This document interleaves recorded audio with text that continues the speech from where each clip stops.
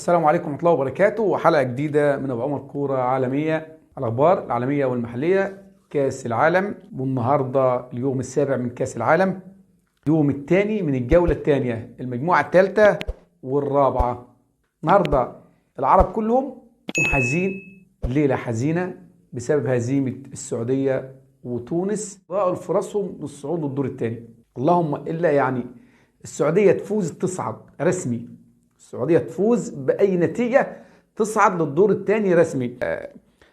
الأرجنتين النهاردة فازت على المكسيك 2-0. هولندا عندها 4 نقاط، الأرجنتين عندها 3 نقاط، والسعودية 3 نقاط تفوز تصعد، ملاش دعوة بأي نتيجة تاني. النهاردة تونس عملت مباراة قوية جدا، رائعة، يعني من أحسن المباريات اللي لعبتها تونس اللي أنا شفتها في الأيام الأخيرة لتونس، سواء حتى في كأس أفريقيا أو كأس العالم من 2018. يعني مباراة تونس النهاردة وبالذات تحديدا في الشوط الأول مباراة قوية جدا. استراليا أحرز الهدف ودافعت ولعبت الهجمة المرتدة، حتى وضحت حتى في كل شيء في الإحصائيات. تونس 58% استحواذ. عندك كمان لو بصيت تسديدات، 14 تسديدة لتونس مقابل 9 لاستراليا، وضربات ركنية 5 ضربات ركنية مقابل 2 ركنية لاستراليا.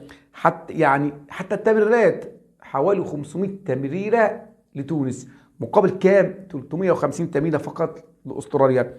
وصدي حارس المرمى ل4 ضربات، يعني او اشواط على حارس المرمى مقابل شوطه واحده على حارس تونس. ورميات تماس 40 رميه لتونس مقابل 22 رميه. شفت ضربات المرمى كمان، يعني تونس 5 ضربات مرمى مقابل 8 ضربات مرمى لاستراليا. يعني ان ده اللي يدل على هجمات تونس. تونس لعبت النهارده مباراه قويه، ولكن هزمت عندها حل واحد فقط، انها تفوز على فرنسا بفارق اهداف. وفرصه عندها كمان كبيره، ليه؟ لان فرنسا ضمنت الصعود النهارده بفوزها 2-0 على الدنمارك، فممكن تلعب بالاحتياط. تونس لو فازت على فرنسا باكثر من هدف عندها احتمال انها تصعد في كذا حاله. لو الدنمارك واستراليا تعادلوا ممكن تونس تصعد، او الدنمارك تفوز على استراليا بس بفارق هدف، لان استراليا وقتها لو تبقى زي تونس، لكن استراليا دي مش هتصعد. ليه؟ بسبب الاهداف الكتير اللي دخلت مرماها من فرنسا.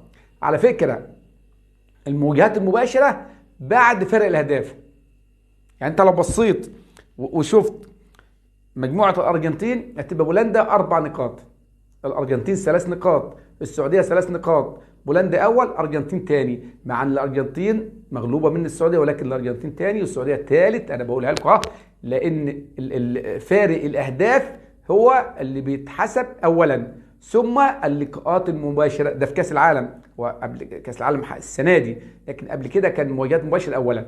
السعوديه النهارده لعبت مباراه برضه، والله لعبت مباراه كويسه قويه جدا، ولكن في اخطاء دفاعيه ادت للهزيمه، في اخطاء في نص الملعب، غياب صانع الالعاب. تحس ان مفيش صانع العاب في السعوديه، في اخطاء ادت لهزيمه السعوديه. كمان ضربه جزاء ممكن تحول في هزيمه السعوديه، ضياع سالم الدوسري ضربه جزاء النهارده اثرت على السعوديه واثرت على اللعيبه. يعني ان شاء الله زي ما قلنا السعوديه لو فازت ان شاء الله تصعد المباراه الجايه. ليفاندوسكي النهارده يكتب التاريخ بهدفه في كاس العالم وبتسجيله الهدف الاول له في السعوديه. ميسي ايضا يكتب التاريخ بهدفه الثامن في كاس العالم في مشواره.